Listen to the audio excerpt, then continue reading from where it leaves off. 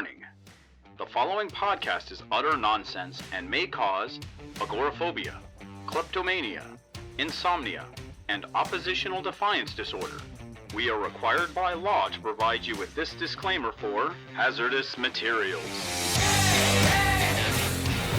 And welcome back to Hazardous Materials, where we speak fish. I am Gideon Gonzalez, and joining me as always is Casey Johnson. And we are here today to celebrate the life and very, very quick, merciful death of the first attempt to bring the world of Capcom Street Fighter to comics via Malibu. Yeah, Malibu. That's the place I turn to when I need a licensed property taken care of, right? When's Prime going to show up in Capcom versus whatever other properties they have? Yeah, Capcom versus whatever. Bring out Malibu so they can fight, I guess... The ferret.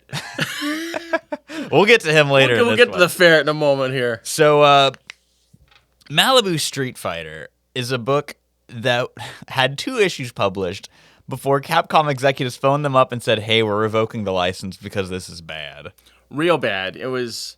And props to Malibu for on their 3rd issue announcing not only that they were being canceled, but why. And well-wishing whoever got the license next, saying, we're big Street Fighter fans, so we hope whoever gets the license next does better than we did. I honestly don't know who got the license for Street Fighter in the 90s, but I know in the double odds that Udon got a hold of it. And they're the people that have been doing it since, and they're doing it right. I wish they had some stuff readily available. Oh yeah, that's right. You're on the battlegrounds. You know how often the issues come. Very out. rarely. Maybe Really? a free comic book day issue like once a year. Wow. I think the last time they had a thing was maybe like one of the Versus books, like G.I. Joe or Street Fighter was the last time they had like an actual miniseries. I know that they've cranked out at least 5 art books, and Udon artists were tasked to bring Street Fighter 2 into HD for Xbox. Oh, that's cool. Yeah, they completely redrew all the sprites. Wild. Yeah. So let's jump in. Let's talk about the good stuff. Malibu Street Fighter #1 with penciler Don Hilsman and writer Len Strazewski. Now, we get a little bit of Hilsman's craft here on the cover, which... we should correct that good old Donnie boy went by Don Hilsman II after this, probably in an effort to distance himself from this majestic piece of work. Don Hilsman was my father. I did research that to see if that was actually accurate, but no. Don Hilsman was apparently an American skateboarder who became a sometime artist that even Marvel used for a while. Oh, well, good for him. But we open with Ryu not Shoryukening, but dragon punching Sagat. Mm-hmm. And then it's revealed that this is Sagat watching basically like post-game film from last year's Street Fighter competition. Yeah. This is a sequel to Street Fighter 2. Mm-hmm. And so everyone is technically established characters, but given that the only narrative you had to go off of is... Well, let me interrupt you for a second because I'm going to mansplain this for you a Alrighty. second. Okay, so... Lay on me this deep Street Fighter lore. Okay, so the scar on Sagat's chest is from Street Fighter 1, and it is from a Dragon Punch. Okay. Yeah, because Ryu burned his fist across his chest. That's pretty neat. All right, so credit where credit is due. They got that one. Yeah, so this is, in fact, Street Fighter 2. This is the story of Street Fighter 2? This is apparently the story of Street Fighter 2. So he's watching his post-game footage with Balrog, and Balrog is just giving him hell about it. And he's like, I hate working for Bison, and I'm going to get the best of my ability to get revenge on Ryu and show him I'm the best in the world. Yeah, he did that for a while. Yeah, I was like, that seems pretty that was Sagat's reasonable Sagat's deal. You know what? Well, God, I know we're supposed to be dressing down Malibu, and I'm sitting here trying to dress down the entire Street Fighter franchise. Well, we're going to keep us hyper-focused on just this magnificent piece. So... speaking of magnificent pieces, terrible choice of words. Oh my because God. Chun-Li, the only thing she does in this book is have a flirty training session with Ryu. Yes. Where she does, I'm the strongest woman in the world, and also the most beautiful, and lets her hair down. And of course, we find out Ryu's backward thinking a bit about him. He would never take anything from a woman. God, it's awful. It is so cringe. Chun-Li, one of the most iconic women in video games just gets nothing to do. Absolutely nothing to do. And she's got this total chud here with the headband and his hair just doing this bit. And I gotta read out loud the quality dialogue, which is, But you have changed in the past few months. Changed? What do you mean? Once you were like this stream, laughing, flowing around life. And now you are like this tree, strong, flexible, but yet rooted in your obsession. Your quest for revenge against Bison has made you a different person. Quality dialogue. I love the Kung Fu theater you're shivering. God, it's... There's so much we can nitpick about just plot stuff. Right. But just on a general craft level, the writing is atrocious. They use a lot of the same phrases over and over again. A lot of the game phrases are being used. Yes. So many... Vega exclusively talks in his catchphrase, which then pops up when in Ryu's dramatic flashback about Ken and him in the street fights. I have to wonder if maybe during the first... conference call with Capcom is okay, well, we want you to create a comic, but you need to drop those lines as often as possible. Vega he appears in at least the first 2 issues, but literally the only thing he says is, handsome fighters never lose a battle. Yeah, which is, yeah. That's... He only says that in the game because there's a limited amount of things you can have characters say. Doesn't Chun-Li also do the whole strongest woman in the world She does, routine? yes. Yeah, see? Everyone, you gotta live the gimmick. You know? It's all about catchphrases when you're dealing with Street Fighter. Speaking of living the gimmick, Ken becomes a movie star off of the back of this group, which I think that's his end credits thing. That's Street Fighter, right? That's his whole shtick. Is the fact that he's this giant movie star. And he's super rich and he gets married. Ryu is of course mourning the loss of my oldest friend, which will come back. Yes. That phrase, my oldest friend Ken. He says that at least 4 times across. I love the way he talks in this. So Ken now is doing a little bit of his own dragon punching. Yes. For a soda ad. Yes, and he's so good at it. He's so great. He's so great. Now somebody spill this down a storm sewer. I'm going for a beer. Yes, he's so edgy. And then he is jumped by Sagat and Balrog. And here's the cover for number 2, him getting the absolute bricks beat off him in an alley. Yeah, I am... Okay, so... I just don't get the motivation here. And I know I'm being a bit of I just don't get this character. Where's my motivation? No, I don't get it. Sagat's whole thing is Ryu. And I get it. Okay, we're going to use Ken to get Ryu. But man, it really seems like he doesn't like this guy at all. Ken does seem to make some enemies. Because he just spends the whole fight pissing off Balrog and Sagat. But first, an interlude at Shadaloo Island, where... oh my god, this thing. Vega... M. Bison's talking to his boys on the phone, on the car phone, obviously. Yeah, a car phone and his Apple IIe in front of him there. And in the background, you see a bunch of goons getting beat up pretty bad. As you are in a kung fu action movie. And as one would do, you go to M. Bison for help. And someone crawls up to him, which he then, without looking backwards, punches him, chokes him, and spins his head all the way around. Gives him a nice 180.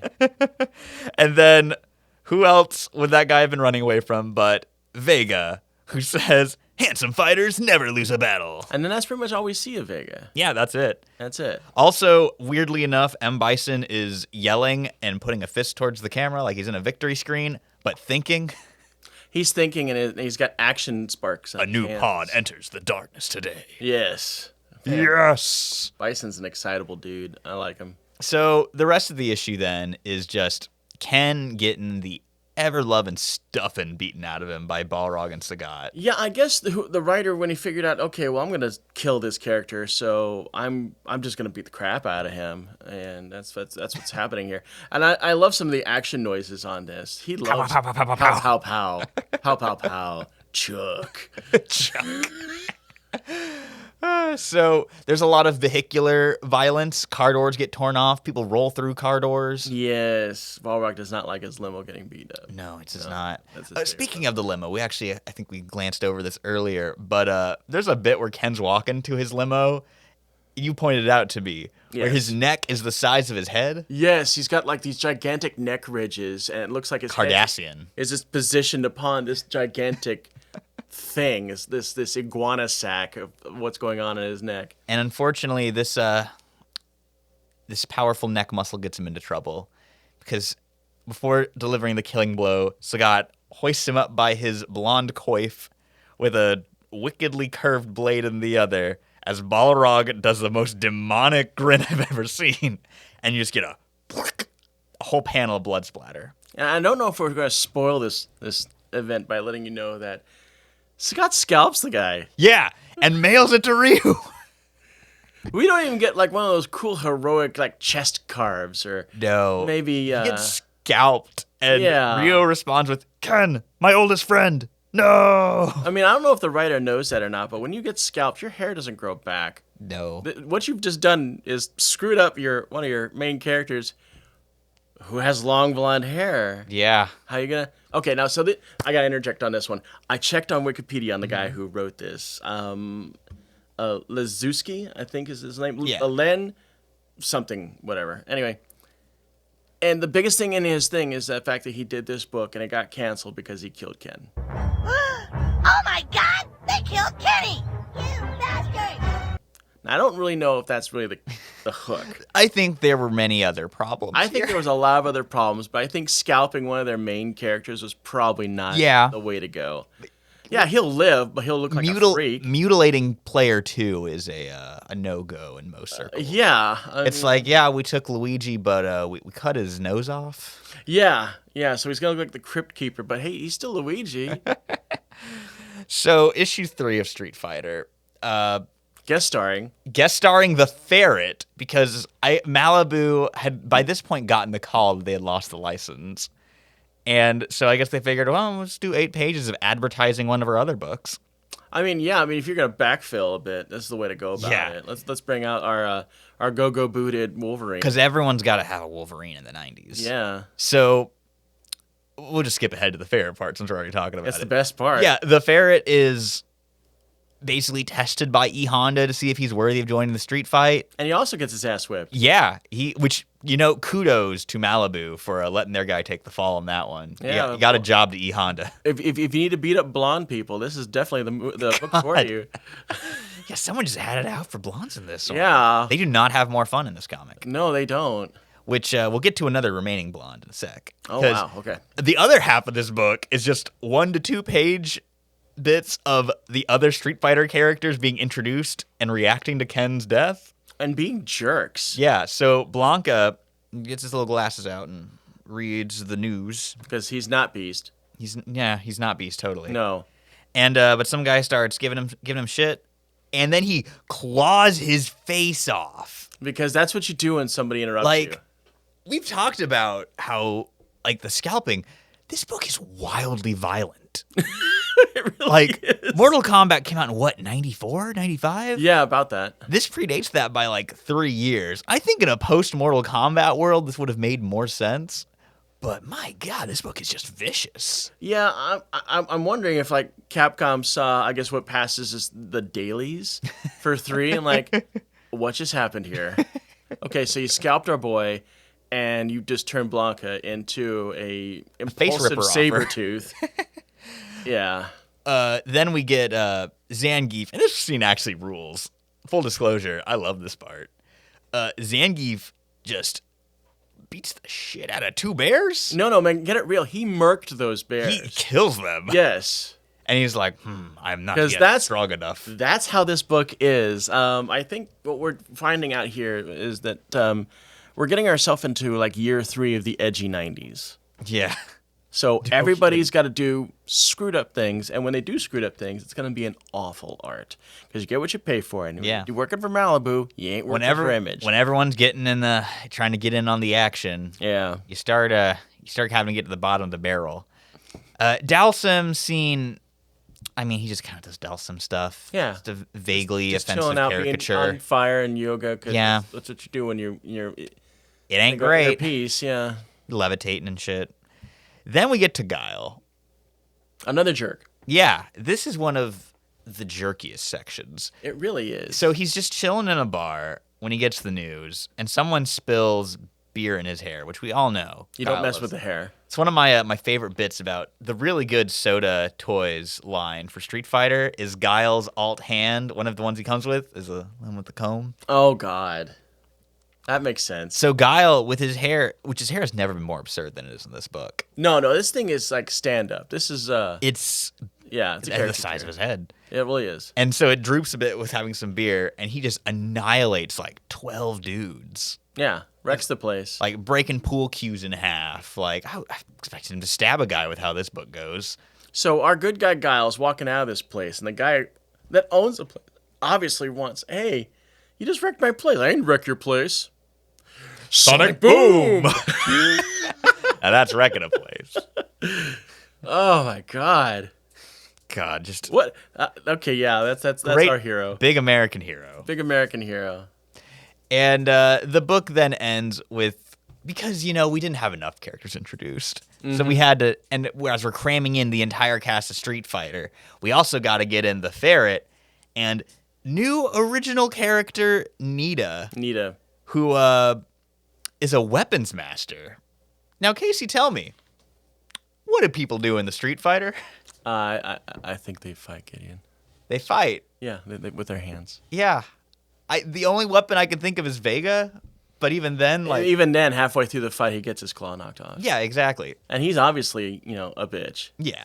So Nita has spears and knives and probably a gun. That's what's going on here. Like her character she's the weapons master. She's clearly not a world warrior. No. But she has some vendetta against Ryu because I guess she thinks that he killed her dad.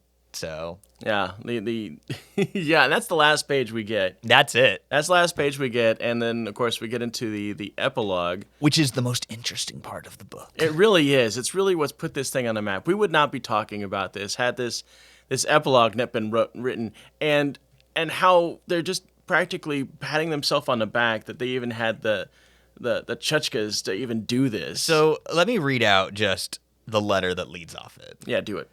As many of you might have heard, due to complications with Capcom and their dislike of our adaptation of the most popular game in the world, concluding with this issue, Street Fighter the comic book has officially been canceled. We formally apologize for the dissatisfaction and disappointment we know this news can and will generate. We are true fans of Street Fighter, so even though we will no longer be publishing it, we sincerely hope someone does. For the meantime, however, we hope to ease some of your Street Fighter withdrawals with a little epilogue. As far as we know, no other comic book company has ever offered this kind of epilogue to its readers, but we here at Malibu want you to know just how committed we are to Street Fighter and to you. If you care to read on, we will tell you just what kind of tales writer Len Straczewski would have spun. If it's a character breakdown, so you can look up exactly what would have happened to your favorite Street Fighter. So, first off, very self-congratulatory. Very. I admire the chutzpah on these guys. It almost feels like a diary of sort because the very first issue has 2 solid pages of their publisher talking about his love for Street Fighter and how they got this license, how they're going to do great things. Man had then passion. One issue passes, and now they're going like, hey, we totally crapped the bed on this one, and Capcom doesn't like us. And you probably heard about it. I'm really glad you bought this issue. Please. We promised to take you for a ride, but Yeah. Oh, and please buy those gold covers that we made that we were sure to sell out because this is the 90s. So the probably the most interesting thing about these epilogues is that the overarching plot of the series, which we get no real trace of in the book itself, Yeah. it's just character introductions. It really is. That's all we really get. I mean, I 3 issues of character introductions. somebody read this over at Capcom and was like, oh my God, we've made a mistake. Get Malibu on the phone. So M. Bison's big plan is that at this Street Fighter tournament he's organizing, he's going to clone everyone, and everyone will have to fight their evil clones as the big finale. Oh, I read that. And they're like, who's a clone? Who knows? Maybe that's why Balrog and Sagat are so crazy. And it's like, I don't know if that's what you were planning, Len. I think what was happening is they were doing their own story version of the second player colors. Yeah, exactly. Yeah. So we were going to get all black Bison. And what was Ryu's original Player 2 color? Was it blue? Oh, I'm trying to think. Yeah, it was dark blue. Yeah, there you go. Yeah. But would we have gotten hot Ryu? No, it would never have gotten hot. That's true. No, I mean we got Chud Ryu. We got hey my dad. Do you know who my dad is, Ryu? Yeah, so many of these are basically just because they do one for every character, and you can see that with those large casts Street Fighter has, most of them just wind up, so-and-so would have met up with Ryu and helped him avenge Ken's death. Or so-and-so meets up with Bison and joins his team. Ken, they do establish that we were totally going to bring him back, guys. Don't worry.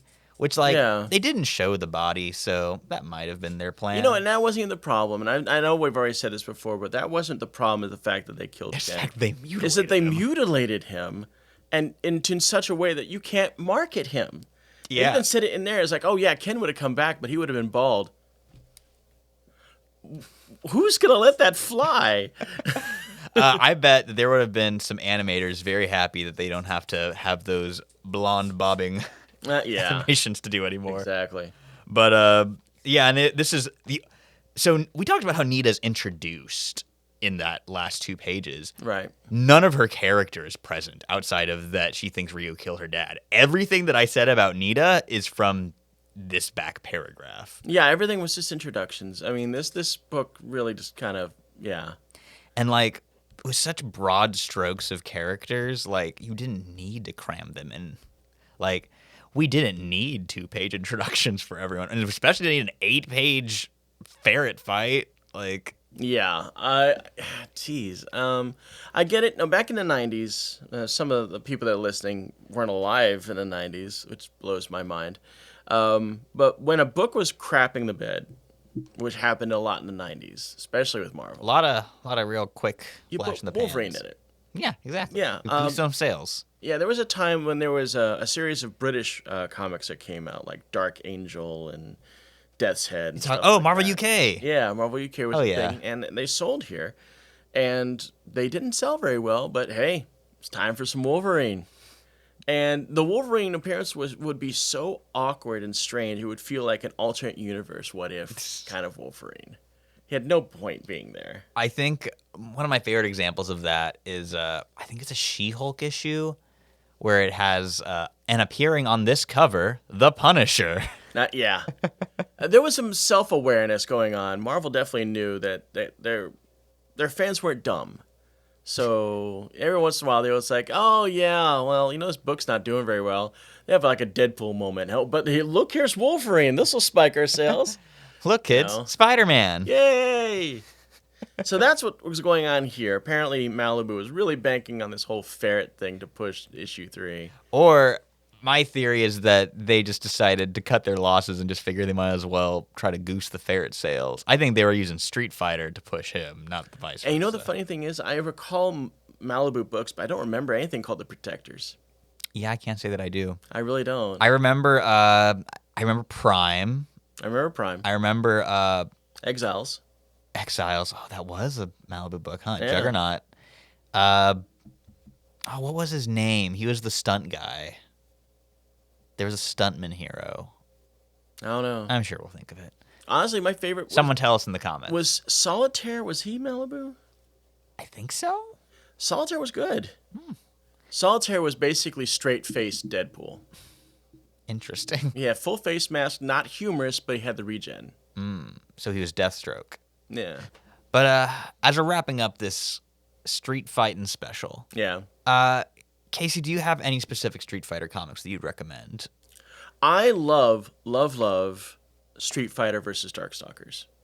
Okay. It's a really well done book. Anything, honestly, from Udon is going to be gorgeous. What little there is. What little there is. There is I don't know if it's a one-shot. I got it as a thick hardback, but there's an Akuma story that they did. It was really cool. Ooh. Yeah. I do like Akuma. I do like Akuma, too. Yeah, shockingly not appearing in this comic.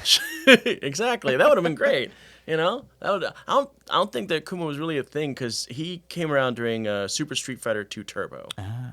And I think... One of the 1 million Street Fighter 2s. Yeah, I think this actually came out right before Oh God, there was Super Street Fighter 2 Turbo. This actually came up before Super Street Fighter, which was a big deal back then. I remember that big old marquee. It was like 4 new fighters. I'm like, it's true. It was a good time, but Kuma didn't really exist when this comic came out. I think I might have to do a Street Fighter dive, and maybe we can do a future episode on a good Street Fighter comic. Oh my God! Or we can even do it on a '90s Mortal Kombat book. Get over here! I don't know if I could slog through that, man. You made me go through this. This was just 3 issues, though. I know. Mortal Kombat's probably got more. Oh, probably. Yeah, I think the self-awareness is just completely gone with Mortal Kombat comics in the 90s. I hope I can see my boy Johnny Cage do the splits and punch a monster in the nuts. That's all I really want. Die. I mean, he does die in a variety of medias. I don't know what it is. Either people don't like him in print or they don't like him in movies, but he does do his dying. Well, I'll tell you what. Those sunglasses were $500, asshole. And with that, we wrap this up. Thanks for coming and listening to us rant about this lovely gem that Malibu gave us back in 1993. And follow us on our socials, where we'll be posting all of the pages that I displayed for you today back here. Including Ken's neck. Including Ken's beautiful, beautiful neck. Maybe throw us some money on the old Patreon. It's always appreciated. Yeah. If you don't want to do a monthly subscription, just do it one time. We've made your day a little bit brighter. Yeah. And if you've got any ideas for future episodes of bad licensed 90s comics you want us to read, put them down in the comments below. Oh, God, we could do that for a while. The 90s were a dark time. Good night, everybody.